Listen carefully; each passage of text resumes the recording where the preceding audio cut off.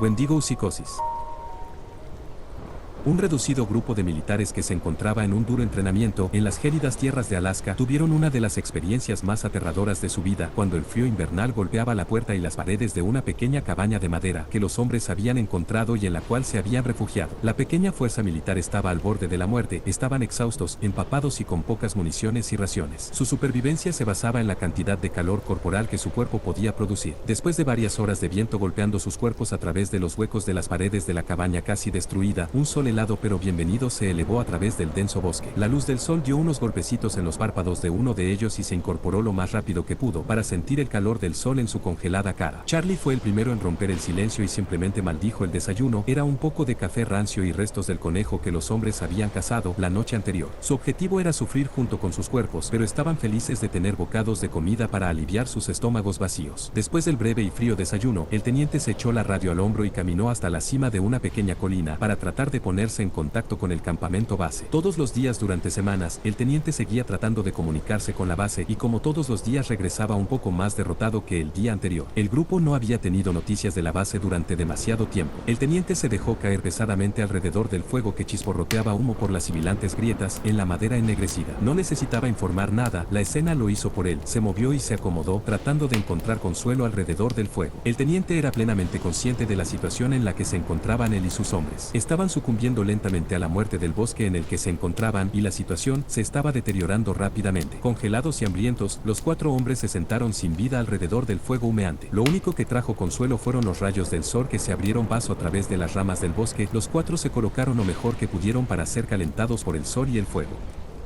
Pronto, el hambre llevó a los hombres a entrar en razón y el teniente le ordenó a Charlie que instalara otra trampa para venados cerca de un río que habían explorado días antes y que también buscaran más leña para mantener el fuego encendido. Charlie puso una nueva trampa y se dieron cuenta que la trampa que habían puesto anteriormente seguía intacta. De regreso al campamento, los hombres descongelaron el resto del conejo y prepararon un estofado con la poca carne que les quedaba, apenas suficiente para un hombre, y comieron en silencio. Muy pronto, los escasos rayos del sol se fueron perdiendo en el horizonte y los hombres se dirigieron hacia su refugio roto en busca de una forma de protección contra los elementos que la choza solo podía proporcionar de manera limitada. Con frío, acurrucados y hambrientos, trataron de dormir un poco. Cada vez que sus ojos se sentían lo suficientemente pesados como para dormir, el viento golpeaba las paredes de madera y sacudía toda la estructura. Comenzó a nevar de nuevo y fue una noche no menos miserable que la noche anterior y pronto se quedaron dormidos. Por la mañana, los ojos del teniente se abrieron de repente al escuchar el fuerte viento. Los demás miembros del equipo al intentar incorporarse sintieron el hambre desgarrando sus estómagos y al salir de la pequeña choza, el mundo blanco que esperaba fue interrumpido por uno rojo intenso. La sangre empapó las ramas de los árboles y la nieve, la carne destripada e irreconocible fue salpicada desde el epicentro, un cuerpo desgarrado que yacía encima de donde había estado el fuego la noche anterior. Bill era un hombre que ya había tenido experiencia en enfrentamientos, pero en esta ocasión se congeló a medio paso. Había visto una buena parte de la guerra, pero esta era una escala animal de horripilante. Sin apartar los ojos de la sangre que tenía delante, comenzó a gritar a sus compañeros dentro de la choza para que vinieran a ver la carnicería. Charlie salió primero y quedó boquiabierto por la escena, con una expresión de asombro. Bill se acercó al cadáver y examinó el cuerpo, o lo que quedaba de ese cuerpo. Debía de haber sido un venado, le faltaban 2 piernas y Bill casi se quedó sin aliento cuando notó que los ojos habían sido mordidos de sus órbitas con marcas obvias de dientes alrededor, pero las marcas de mordeduras no terminaron ahí. Faltaban trozos enteros de carne, se notaban mordeduras alrededor del cuello del animal. Lo más sorprendente es que los cuernos habían sido removidos con gran fuerza, aparentemente arrancados del cráneo en lugar de rotos. El ciervo era más sangre que piel. ¿Qué demonios es esto? ¿Al diablo con eso? ¿Qué diablos podría hacer algo así? Dijo Alan, que era el más joven del grupo. Se notaba que había quedado horrorizado con lo que le había pasado al venado. Ambos son idiotas. Un depredador debe haber cazado esto y casualmente cenó en nuestro campamento. ¿Por qué estamos tan sorprendidos? Dijo el teniente. No hay animal que mate y coma de esta manera. Dijo Bill. Los dientes de un oso habrían dejado un mordisco más largo aquí y un gato montés habría rebanado la garganta para matarlo. La garganta no parece cortada y cualquier depredador comería más que esto. A juzgar por las extremidades que faltan, esto parece más un asesinato que una cacería. Los hombres permanecieron en silencio entre lo que quedaba del venado y su choza y una débil defensa puesta la noche anterior. Estaba en silencio excepto por el silbido del viento y el retumbar de las ramas quebradizas. La sangre del cadáver estaba congelada en el suelo y los árboles y había comenzado a adquirir un color rojo intenso. No debemos desperdiciar el venado. Charlie estaba atónito. Aquí hay mucha comida extra. Deberíamos preservarlo y desechar todo lo demás lo más lejos posible del campamento. No quiero que vuelva lo que haya hecho esto, dijo el teniente. Esto tenía sentido para el grupo y más aún aún cuando Charlie sintió que su estómago rugía una vez más. Y así, los hombres se pusieron a trabajar preparándose, desinfectando y limpiando, hasta que su campamento estuvo nuevamente libre de sangre salpicada. Cocinaron el exceso de carne y la enterraron a bastante distancia del campamento, guardando más que suficiente para una cena justa para cada uno de los hombres. Se deshicieron de los huesos y la piel, pero Bill no podía quitarse de la cabeza la idea de esas astas perdidas. En cualquier caso, tenían suficiente comida para el resto del día y para el día siguiente. Tal vez este asesino les había hecho un favor, y sin embargo, algo no estaba bien. Al final del día, los hombres se acomodaron de nuevo en la pequeña choza, pero ahora cada uno con el estómago lleno. Aunque el viento y la nieve golpearon a los hombres durante la noche, pudieron descansar más fácil mientras estaban llenos, por primera vez en semanas. Cada miembro de la compañía durmió muy bien esa noche. Por la mañana, los hombres se despertaron y se dispusieron a disfrutar del suministro de carne de venado que disminuía poco a poco y que les habían dado. El teniente se levantó, se echó la radio al hombro y caminó hasta la cima de la colina cercana para recibir su dosis diaria de decepción. Dejó caer el aparato, tiró de la antena y repitió: base, me copia, base. Derrotado en el micrófono, el teniente consiguió captar una débil señal de radio.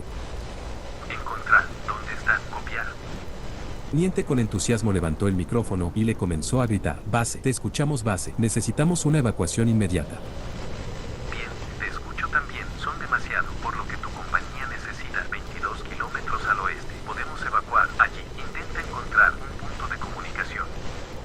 El mensaje estaba cortado pero rebosante de esperanza. El teniente se echó la radio al hombro y bajó la colina para dar las buenas noticias. Los hombres empacaron las pocas provisiones que tenían y desenterraron la pequeña cantidad de carne de venado que quedaba bajo tierra y partieron hacia el oeste. La nieve parecía nunca derretirse en este lugar, llegaba hasta los muslos de los hombres. Empezaron a avanzar en fila y estar al frente de la caravana era agotador, pero entre los 4 hombres cansados pero sanos, no era imposible. Cuando el sol comenzó a ponerse frente a ellos en el horizonte, hicieron todo lo posible para encontrar un refugio. Encontraron una pequeña cueva que sobresalía y en la que podían descansar los 4. El teniente distribuyó el resto de la carne de venado, y duró menos de lo que había previsto, y se tuvieron que ir a la cama con hambre esa noche, al igual que otras noches lo habían hecho. La mañana por fin llegó, y estaban temblando por el frío. El teniente se despertó sobresaltado. Sin una pared para su refugio, el viento helado golpeó desde la entrada a la cueva. Los hombres habían puesto los pies de sus sacos de dormir hacia la abertura, pero no sirvió de nada. Los 3 hombres se movieron fuera de su refugio. El teniente miró a su alrededor. Charlie y Alan empezaron a juntar leña, una tarea que no habían hecho la noche anterior. De repente, se dieron cuenta de la ausencia de Bill y se preguntaron dónde estaba. Alan le gritó a Bill, pero no hubo respuesta. Ni siquiera el viento sacudía las ramas de los árboles de arriba y el silencio era pesado. El teniente se dio vuelta y revisó el saco de dormir de Bill. Parecía que se había rasgado en lugar de ser abierto con la cremallera, pero el teniente sintió un nudo en el estómago. Charlie fue el que más entró en pánico y sintió que el corazón se le detendría, y el teniente les dijo que prepararan sus armas. Encontraron 2 pares de huellas que conducían fuera del campamento y los hombres no tuvieron que buscar muy lejos. Bill, o lo que quedaba de él, yacía en un pequeño claro partido por la mitad. Esta vez, los 3 hombres entraron en pánico. Luego, el teniente hizo todo lo posible para taparse la boca y la nariz con un pequeño pañuelo y se acercó para ver lo que había sucedido. Bill tenía las mismas heridas que el venado de las noches anteriores. Su cuerpo estaba doblado en la base de su columna vertebral y las marcas de mordeduras que rasgaban su ropa mostraban el músculo debajo. Los rasguños cubrían el cuerpo de Bill y de la cabeza a los pies parecía haber algunos agujeros en el cuerpo que no eran marcas de mordeduras, como si hubiera sido apuñalado con el mango de un arma sin filo. La aberración más notable fueron los ojos de Bill, o la falta de ellos. Marcas de dientes se alineaban en su frente y pómulo como si el agresor hubiera arrastrado la mandíbula sobre los ojos para quitárselos. El teniente se sintió empujado y se tambaleó hacia atrás para ponerse de pie sin dejar que sus ojos se apartaran del cadáver de Bill. Dios, esas parecen marcas de mordeduras de depredadores. El teniente no tuvo que terminar su oración. Las reveladoras marcas de los incisivos eran demasiado indicativas de que este ataque era humano, no un oso o un felino. La revelación golpeó al grupo como una ola y se unieron de espalda con espalda para inspeccionar su entorno. Ya no había más huellas que se alejaran de la escena y no podían determinar el tamaño o la cantidad de este atacante. Los hombres cavaron rápidamente un pequeño agujero para enterrar a Bill. El teniente quería hacerlo con honor. Manteniéndose en formación, los 3 hombres regresaron al lugar donde habían acampado la noche anterior. Charlie sofocó el fuego con un poco de nieve y tratando también de sofocar el humo tanto como pudo. Recogieron sus cosas y se fueron de ese lugar sin siquiera comer, simplemente dejando todo el equipo de Bill, excepto su arma de fuego, que recogió uno de sus compañeros. Se movieron rápidamente entre los bosques silenciosos, cada uno tomando un turno en la parte delantera del convoy para romper la nieve para los demás. El silencio golpeaba a los hombres. No había un pájaro en los árboles ni un crujido de ramas por el viento. Si los hombres querían ruido, tenían que hacerlo ellos mismos. Los hombres caminaron todo el día sin comer, impulsados por el terror y el asombro por igual. Al caer la noche, encontraron 2 árboles que se habían caído uno encima del otro y los usaron para hacer un pequeño refugio. Deberíamos vigilar por turnos durante la noche, dijo el teniente. Los hombres tenían mucho miedo, pero tenía sentido, para sentirse protegidos mientras los demás intentaban descansar un poco, por lo que cuando la oscuridad de la noche se apoderó de su refugio improvisado, Alan fue el primero en hacer guardia. El teniente sintió que abría los ojos cada varios minutos y miraba a Charlie, que estaba sentado, quieto pero consciente, apoyado contra uno de los árboles caídos. Gradualmente, se fue quedando dormido. Temprano en la mañana, cuando aún estaba oscuro, el teniente se despertó sobresaltado por unos gritos aterradores. Al querer ponerse de pie se golpeó la cabeza contra el árbol que tenía encima. Salió del refugio frotándose la sangre de la frente dolorida para encontrar otra escena de sangre que hizo que las escenas anteriores palidecieran en comparación. Apuntó con una linterna alrededor y hacia el lugar de donde provenían los gritos para encontrar a Charlie arrodillado al lado de un montón de carne. Lo único que pudieron identificar son unas prendas que pertenecían a Alan. Estaba más mutilado que consumido y tenía numerosos agujeros alrededor de su cuerpo. Le habían arrancado los ojos de las órbitas, pero el resto de él estaba apuñalado y desgarrado. Charlie se arrodilló y gimió de espaldas al teniente, pero el teniente rápidamente vio las manos de Charlie que agarraban los cuernos de los venados con tanta fuerza que la sangre y los dedos pálidos combinaban perfectamente con la sangre y la nieve que los rodeaba. Charlie gimió una y otra vez y el ruido se volvió cada vez más animal y ronco con cada bramido desgarrador. El teniente arrebató su arma de su costado y apuntó a la única otra vida que los rodeaba en millas. Charlie, gritó el teniente. Los gruñidos y aullidos angustiados cesaron de repente y se hizo el silencio a su alrededor. Charlie levantó una de las astas y se la puso en la cabeza, tomó el otro y, de manera similar, se clavó el otro cuerno del venado y ahora sobresalía en su cráneo. Los huesos sobresalían de los agujeros ensangrentados en el cuero cabelludo de Charlie y este, aún consciente de la sangre que goteaba por su propia frente, dijo: ¿Qué diablos me está pasando?, gritó Charlie, pero sus ojos y boca sonrientes tenían una expresión muy diferente al tono de su voz. Había carne entre sus dientes y la sangre corría por los lados de su sonrisa con la boca abierta. Los ojos sin vida que miraban al teniente a través de los ojos de su compañero parecían emocionados por el terror que se desarrollaba.